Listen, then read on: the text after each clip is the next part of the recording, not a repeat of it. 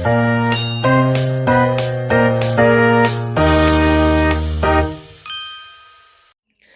semuanya, perkenalkan nama saya Esther Sepania Pangaribuan.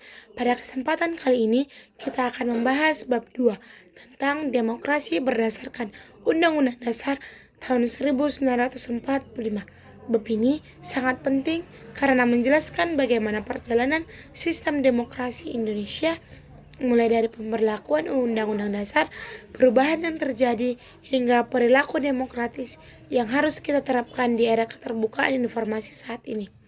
Sebagai warga negara, terutama generasi muda, kita perlu memahami bagaimana Undang-Undang Dasar 1945 menjadi dasar dalam kehidupan demokrasi di Indonesia. Dengan memahami hal ini, kita dapat lebih menghargai hak dan kewajiban kita sebagai bagian dari bangsa Indonesia. Video ini menjadi 3 bagian. Yang pertama, periodisasi pemberlakuan Undang-Undang Dasar di Indonesia. Yang kedua, perubahan Undang-Undang Dasar Negara Republik Indonesia tahun 1945.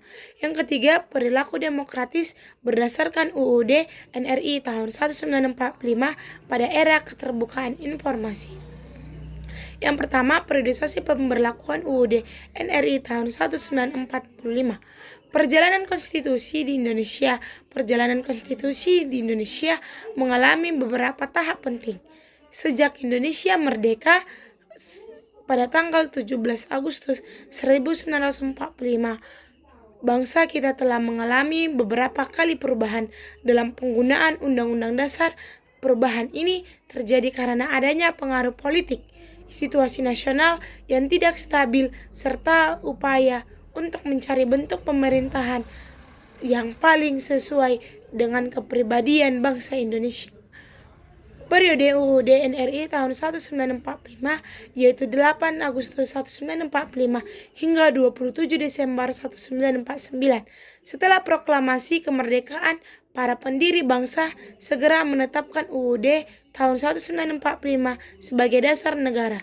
UUD 1945 disahkan oleh PPKI pada 8 Agustus 1945 sebagai pedoman dalam menjalankan pemerintahan Indonesia yang baru berdiri.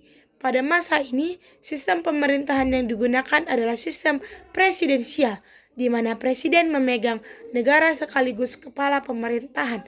Akan tetapi, dalam pelaksanaannya, kondisi negara yang masih belum stabil dan adanya ancaman dari pihak penjajah membuat penerapan sistem ini belum berjalan secara maksimal. Bangsa Indonesia masih fokus pada upaya mempertahankan kemerdekaan, sehingga banyak kebijakan yang diambil dalam keadaan darurat. Walaupun begitu, semangat demokrasi sudah mulai tumbuh dan berkembang dalam kehidupan bernegara. Yang kedua, periodisasi konstitusi RIS 27 Desember 1949 hingga 17 Agustus 1950. Pada tanggal 27 Desember 1949, Indonesia berubah menjadi negara serikat atau Republik Indonesia Serikat. Akibat kesepakatan dengan Belanda, bentuk negara Indonesia diubah dari negara kesatuan menjadi negara serikat. Oleh karena itu, Undang-Undang Dasar 1945 tidak lagi digunakan dan digantikan oleh Konstitusi RIS. Dalam sistem ini, Indonesia terdiri dari beberapa negara bagian yang memiliki pemerintahan masing-masing. Sistem pemerintahan yang dianut adalah sistem parlementer, di mana kepala pemerintahan dijalankan oleh seorang Perdana Menteri, sedangkan Presiden hanya sebagai kepala negara. Namun sistem ini tidak berlangsung lama karena menimbulkan banyak permasalahan, seperti munculnya perpecahan dan menurunnya rasa persatuan. Masyarakat Indonesia lebih menginginkan negara yang bersatu dan tidak terpecah-pecah menjadi negara bagian.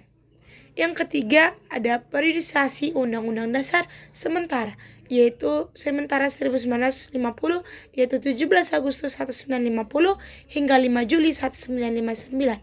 Setelah Republik Indonesia Serikat dibubarkan, Indonesia kembali menjadi negara kesatuan dan mulai menggunakan Undang-Undang Dasar 1950. Sistem pemerintahan yang digunakan tetap sistem parlementer. Pada masa ini terjadi banyak pergantian kabinet. karena adanya perbedaan pendapat di antara partai politik. Hal tersebut menyebabkan pemerintahan menjadi tidak stabil dan program pembangunan berjalan lambat. Situasi politik yang tidak menentu membuat kehidupan masyarakat menjadi kurang sejahtera.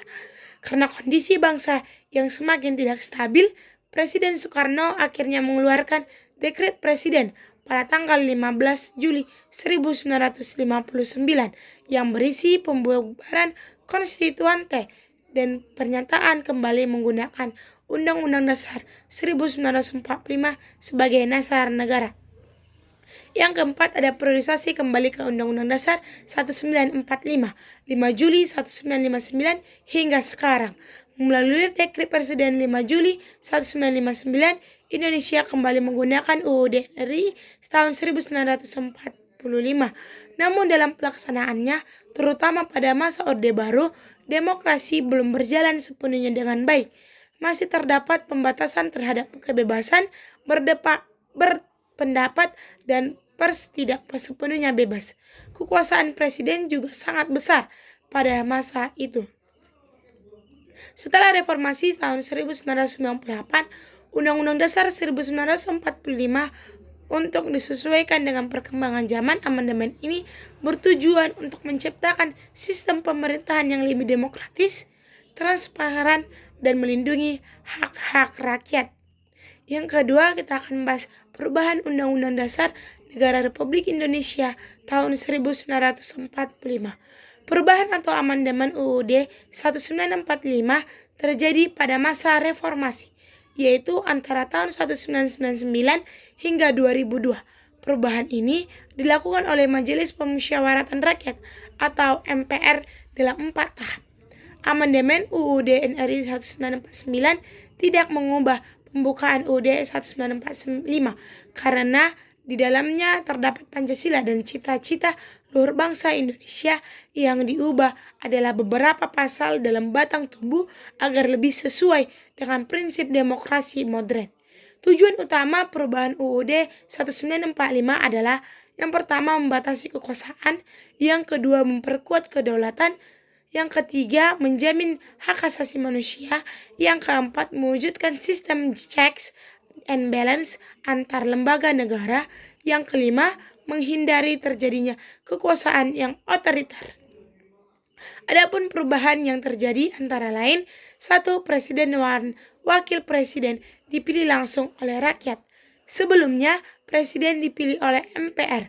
Setelah amandemen, presiden dan wakil presiden dipilih langsung oleh rakyat melalui pemilihan umum. Hal ini menunjukkan bahwa kedaulatan sepenuhnya berada di tangan rakyat. Yang kedua, pembatasan masa jabatan presiden. Presiden hanya dapat menjabat maksimal 2 periode. Aturan ini dibuat mencegah terjadinya penyalahgunaan kekuasaan dan memberi kesempatan bagi pemimpin baru. Yang ketiga, penguatan lembaga negara lainnya. Lembaga-lembaga negara seperti DPR, DPD, Mahkamah Konstitusi atau MK, dan Komisi Yudisial dibentuk atau diperkuat agar tidak terjadi pemusatan kekuasaan hanya pada satu lembaga.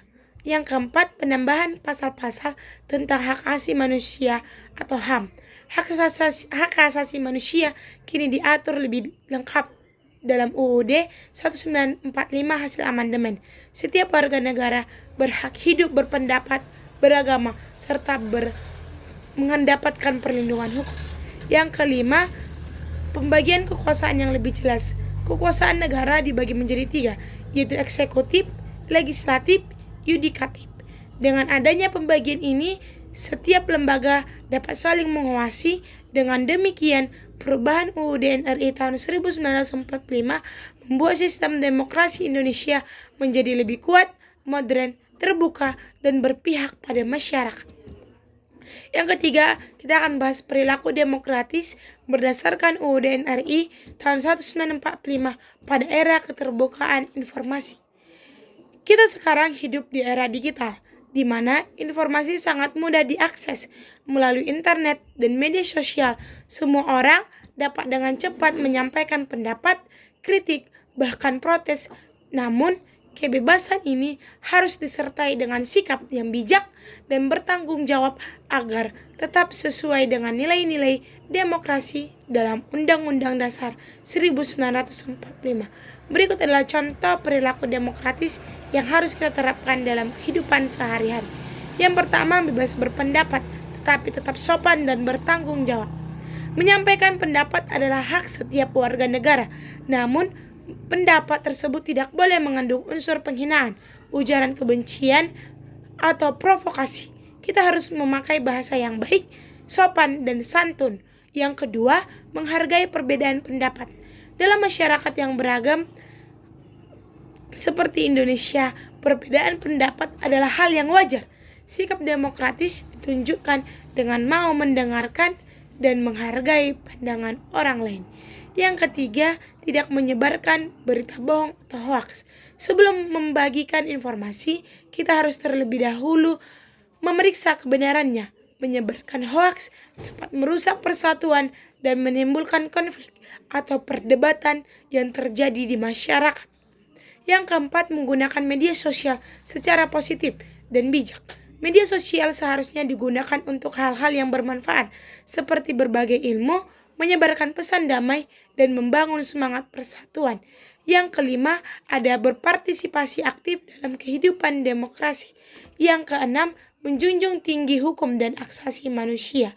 Jadi, jika perilaku ini diterapkan dalam kehidupan sehari-hari, maka demokrasi di Indonesia akan semakin kuat dan kehidupan masyarakat akan menjadi lebih damai dan sejahtera.